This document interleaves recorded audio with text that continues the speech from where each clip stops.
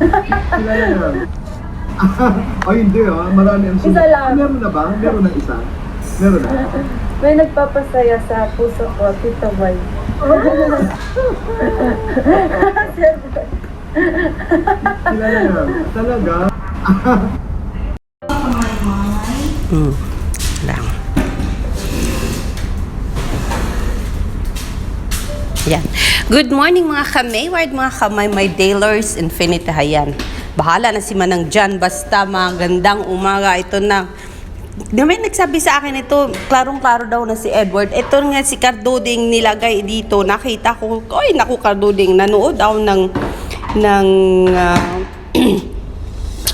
tawag dito, nanood daw ng whole episode ng The Best Talk, pero hindi ko ito napansin ng sinabi ni May na si Edward. O kaya ngayon, hindi na po paasa kasi kahapon nag-upload ako na masayang-masaya si Edward at si Maymay sa I Want ASAP and There's No Awkwardness. Kaya ito ngayon, ito na talaga yung pruweba kasi sinabi sa akin to sa comment section na sinabi talaga ni Maymay na si Edward ang nagpapasaya ng puso niya. Kaya ito na si Aw Aw, official ko na talaga ipakilala sa inyo. Ako na lang magpakilala. Si Edward, si Aw Aw ang nagpapasaya ng puso ni Maymay. O ano, may paasa pa ba yan? Klarong-klaro na ito, oh. Sige na, yan lang muna ang update natin kasi marami akong gagawin. School days na naman. Manang, you can use my kutsara. No, I don't have. Sorry. Kaya, yun na lang muna ang ating update. Si Manang naghahanap ng kutsara kasi magkakape siya. Kaya gagamitin niya ang aking kutsara. Bahala ka dyan, Manang. See you in a minute, guys. I will bring you more in a minute. Ito na, basahin muna natin ang mga comment, guys. Let's read the thread. Thank me later. Akala ko dilulo lang ang nag-comment sa video ko. Pareho pala kami. Pareho kami walang nalalaman at walang nararamdaman. Pero ito yung nagdilulo sa kanyang video ay nagdilulo din sa video ko. Kaya pakinggan po natin ng maayos. Salamat po sa mga bubuit. Ay, ito talaga mga bubuit. Nakakatulong kung minsan. Sabi ni Meterson, wow! Congratulations, Maymay. Thank you po. Hindi yan yun. Ito yun. Ito yata din ang mga bubuwit na bumubulong sa akin mga tinga. Di ako dilulo pero paulit-ulit ginawa ko. Journatics, may meron na nagpapasaya sa puso ko dito, boy, si Edward. Tama ba? Same ba tayo nung narinig? Yes, Jero! Grabe, galing mo, Jero, ha? Talagang, bubuwit ka talaga, ha?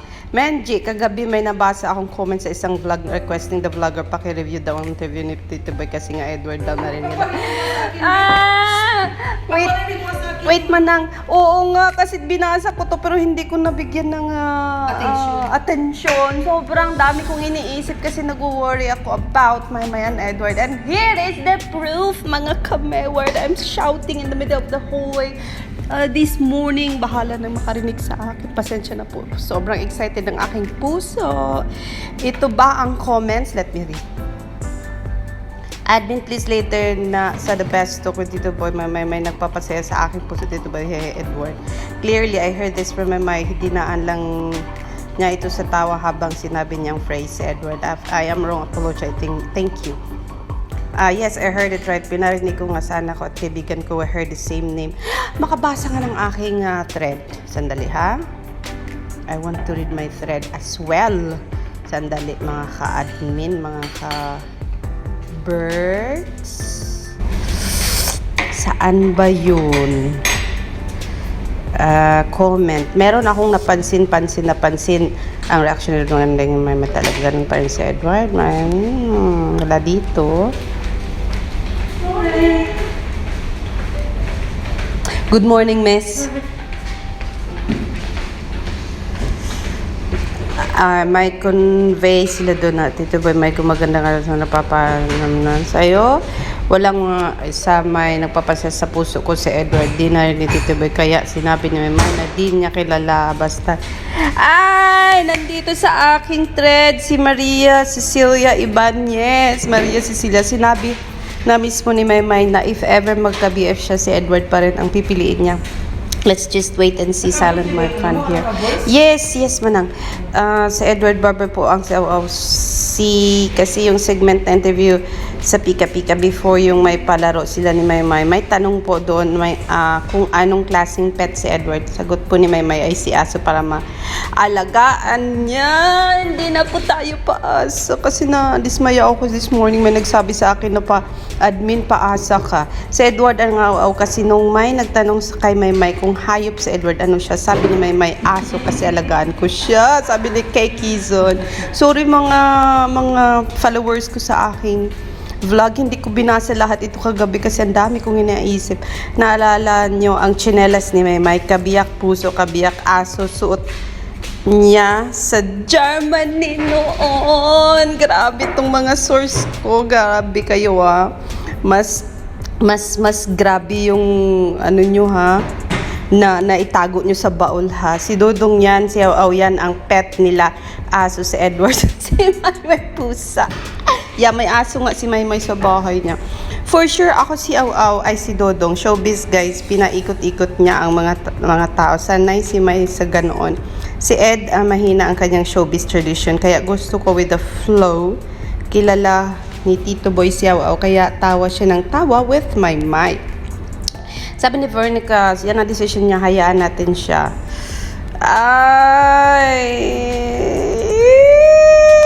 Kamusta mga puso nyo? Kasi ang puso ko hindi ko alam. Sobrang parang puputok na balik tayo dun sa thread. Hindi ko nabasahin yung thread kasi ang binasa ko ang thread ko na. Kaya, hayan na mga kamayward, mga kamaymay. Pwede bang tumalon? O sige na, yan lang po. Yan muna ang aking treat sa inyo ngayong umaga. Salamat sa mga nag-tips sa akin comment section na hindi ko nabigyang daan kagabi dahil ang ginawa ko ay pinagtutukan ko ng pansin ang I Want ASAP na kung saan pinalipad ni Maymay si Edward na siya namang masunuring bata itong si Edward. Kaya pala nung medyo nagkatagalan yung joke ni Jeremy and Maymay ay si Edward. Kasi siya pala si Aw, napakasiloso, napaka-protective. Kasi ang alam ko yan si Edward ang direktor ng buhay ni Maymay. Even in PBB, siya ang nagsasabi kung anong gagawin nila. Because as always, Maymay is always listening to Edward Barber. And I'm so thankful kasi magaling din naman si Edward. Bakit hindi na lang kaya si Edward ang maging manager ni Maymay para gawin ang lahat ng bagay para magawa ni Maymay kung anong gusto niya sa kanyang career. But for now, I am so happy for Maymay and Edward. And then this is just a good news this early in the morning. November 1, 2021, mark your day. Ito yung araw na pagtagni-tagni natin yung mga bagay-bagay at mga nangyayari sa buhay ng ating sinusundang artista. Hindi si Donnie. Official! It's Edward! It's Maymay herself spitting it out. Okay, diba? O, yan na muna. And palagi nila ako nagbabaybay. Hindi ko mapigilan ang sarili ko na i-share kung anong nasa puso ko sa ngayon, mga kamayward and kamaymay. Ayan, enjoy your day and start your day right. Start your month right. With a good news, Maymay is having Edward in her life as Aw ng buhay niya. Yay! Yan ang pinaka-good news ngayon. Bye and see you in my next. When they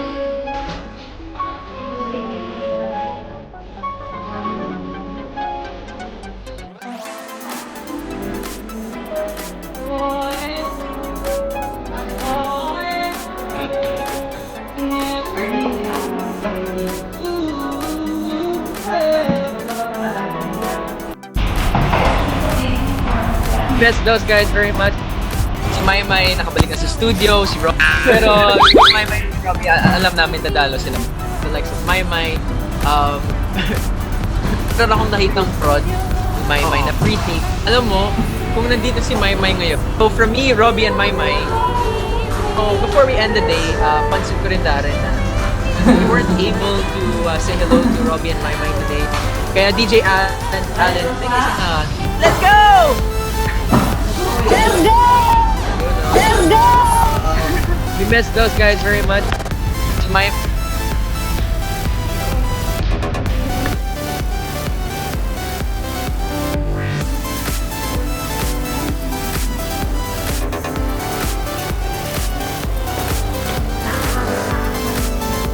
Rod,